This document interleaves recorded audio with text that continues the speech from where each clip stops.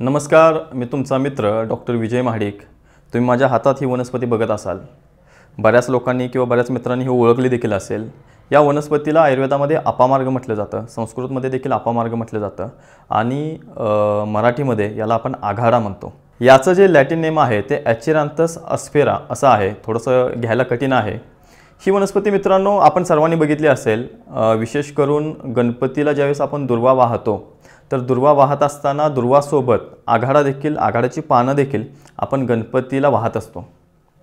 ज्यावेळेस आपलं कुत्र मांजर किंवा आपणही कुठल्याही अशा एखाद्या ठिकाणी ज्या ठिकाणी पडीक जागा आहे, जंगलातून शेतातून जात असताना त्याच्या आपल्या पॅन्टीला किंवा कुत्र्या मांजराच्या केसांच्या मध्ये किंवा काही लोकांची जी शेतकरी लोक आहेत त्यांच्याकडे शेळ्या असतील तर त्यांच्या शेळ्यांच्या मध्ये याचे जे काटे असतात तर ते कुत्र्या मांजरांच्या केसांच्या मध्ये अडकतात आणि आपल्या पॅन्टीला सुद्धा अडकतात आणि ते आपण काढतो। ही नक्कीच आता तुम्हाला समजली असेल की वनस्पती कोणती आहे ती। तर अपामार्ग नावाच्या वनस्पतीचं त्याचं जे सायमल्टेनियसली म्हणजे समानार्थी जो शब्द आहे किंवा त्याला आयुर्वेदामध्ये अजून एक शब्द आहे तो म्हणजे कृमिघ्न आहे।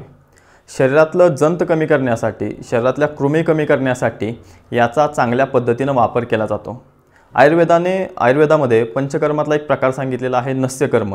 तर नस्यकर्मासाठी जे प्रदमन नस्य सांगितलेलं आहे तर त्याच्यासाठी अपामार्गाच्या जे दाणे निघतात म्हणजे ज्यावेळेस ते तुम्हाला जसं म्हटलं की काटे असतात आणि त्या काट्यांच्या आतमध्ये लहान लहान तांदूळ असतो आणि तो जर तांदूळ आपण उघडून त्या तांदळाच्या चूर्णानं जर नस्य केलं तर शिरोभागातला जो कफ आहे तर तो चांगल्या पद्धतीने कमी होऊन जातो। बरेच लोक म्हणतात की आयुर्वेदामध्ये साप चावल्यानंतर, विंचू चावल्यानंतर, उंदीर चावल्यानंतर काही औषधं आहेत का? तर मला त्या सगळ्याच लोकांना सांगायला आवडेल की आयुर्वेदामध्ये आघाडा ही वनस्पती जर समजा तुम्हाला साप चावला असेल तर ज्या ठिकाणी सर्पाचा दंश झालेला आहे त्या ठिकाणी किंवा तुम्हाला जर विंचू चावला असेल तर ज्या ठिकाणी तुम्हाला विंचू चावलेला आहे त्या दंशाच्या जागी अपामार्गाची स्वरस म्हणजे अपामार्ग जर चोळून त्याचा रस काढून आपण त्या ठिकाणी लावला आणि सोबतच विषाचे पण काही स्टेप्स असतात तर त्या ज्या वेळेस मांसगत किंवा आपल्या रक्तगत जर विष पसरत असेल तर अशा वेळेस जर पोटातनं आपण अपमार्गाचा जर काढा घेतला तर चांगल्या पद्धतीनं विष कमी व्हायला किंवा विष उतरायला मदत होत असते।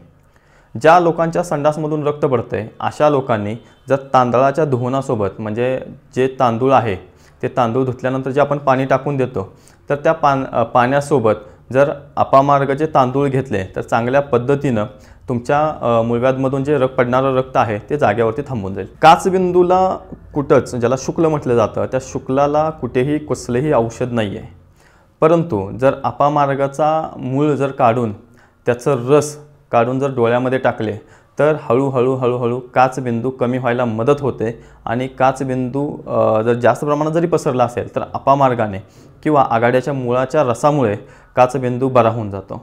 कुरूपाच्या बाबतीत पण सेम तसंच होतं। बऱ्याच वेळेला आपण त्या कुरूप पट्ट्या वापरतो। पायाला काहीतरी खिळा किंवा काटा जर लागला असेल आणि त्याच्यामुळे हाताला किंवा पायाला जर कुरूप पकडलं असेल तर अशा लोकांच्या बाबतीत काय होतं की त्यांनी भरपूर औषधं करून देखील त्यांच्या पायाचं जे कुरूप आहे ते बरं होत नाही। बऱ्याच वेळेला काही लोकांच्या एकदा दोनदा तीनदा सर्जरी पण होतात, परंतु सर्जरी करून काढून टाकल्यानंतर सुद्धा त्या लोकांच्या पायाला कुरूप हे येत असतं।